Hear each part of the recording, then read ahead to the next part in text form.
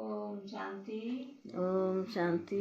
ओम शांति। ओम शांति। ओम शांति। ओम शांति।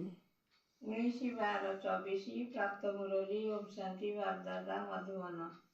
बाबा कहले मिठे बच्चे, यही पुरुषोत्तम संगम युग ट्रांसफर वा स्थानांतरित हेबार युग अटे। एबे तुमको कनिष्ठरू उत्तम पुरुष हेबाकू पड़िबो। प्रश्न, बाबा सहित केउ संतान मानकर मध्य महिमा गान करा जाई थाए?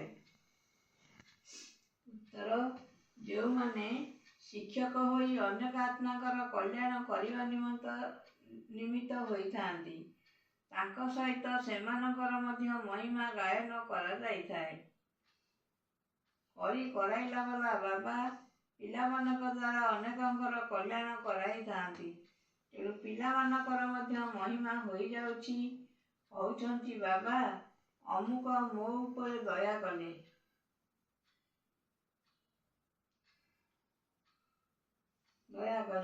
जहा द्वारा मु कौन थिली कौन होई गली। टीचर नहेले आशीर्वाद मिल पारिबो नाही। ओम शांति। मीठे मीठे शिखिला हृदय बच्चों प्रति माता पिता बाप दादा का याद प्यार और गुणमणि। रूहानी बाप की रूहानी बच्चों को नमस्ते। हम रूहानी बच्चों की रूहानी बाप दादा को नमस्ते नमस्ते नमस्ते। धारणा पाई मुख्य सारांश एक, सर्वदा यही स्मृति रे रहिबाकू हेबो जे मु आत्मा पुरुष अटे। मते बाबा ठारू पूरा वर्षा नेबाकू हेबो।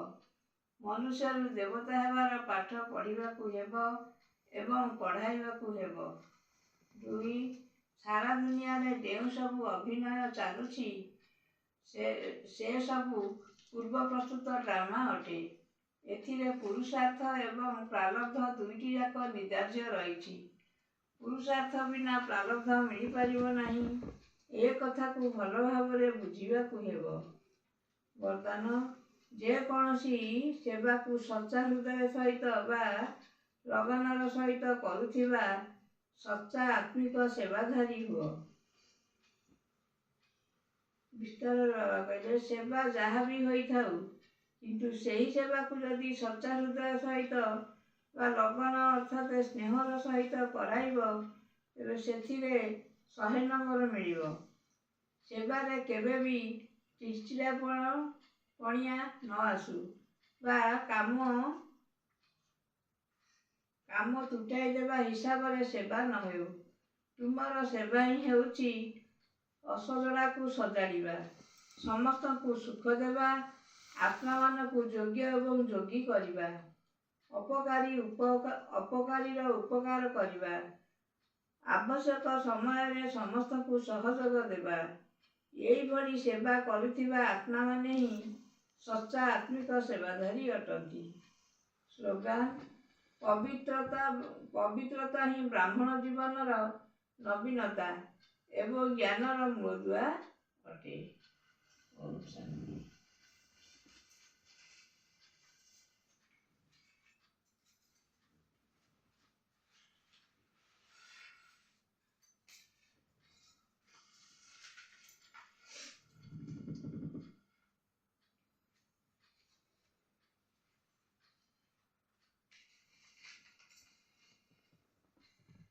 अव्यक्त इशारा सफलता मूरत हुआ।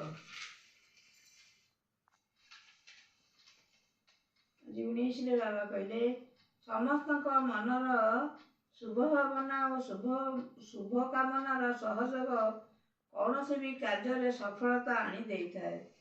यही शुभ भावना शुभ कामनार किला आत्मा मान को परिवर्तन कर देइथाए। वायुमंडल किला समस्तंकर सहयोग ही तैयारी होइथाए।